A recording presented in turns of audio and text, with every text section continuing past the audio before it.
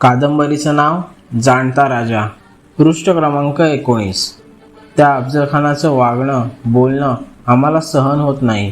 ज्यांनी ज्यांनी आमच्या तीर्थरूपांचा असा हीन अपमान केला त्यांचा सूड आम्ही आमच्या हातानं घेऊ. तो अफजलखान, बाजी घोरपडे ते वजीर मुस्तफा खान, मनसव इकार ई मुलकी या साऱ्यांचे वेडे आम्ही घेऊ. सोनू विश्वनाथ या राजवचनांनी सुखावले. अवघं पावलं असं वाटलं असावं त्यांना. आई आणि वडिलांच्या बद्दल आमचा राजा असं पोटतिडकीनं बजावत वागतो. साऱ्या मराठी मुलकापुढं सूर्यफुलाचा आदर्श ठेवतो. एक चारित्र्यसंपन्न करारी पण नम्रही नेतृत्व मराठ्यांच्या मुलखाला लाभलेलं पाहून कोणाच्याही डोळ्यात अभिमानाचे आनंदाश्रू तरळावेत असंच बोलणं राजा बोलला. हा सारा संवाद पुढे कविंद परमानंद गोविंद नेवासकर यांनी लिहून ठेवला. त्याचा हा आशय: कोंढाणागड आदिलशाहीत राजांनी देऊन टाकला.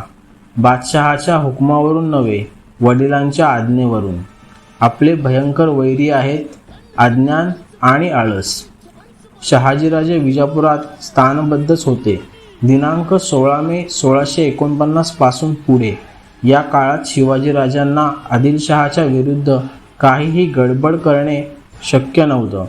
त्यांच्या महत्त्वाकांक्षा थबकल्या होत्या, पण गप्प बसणं हा त्यांचा स्वभावधर्मच नव्हता.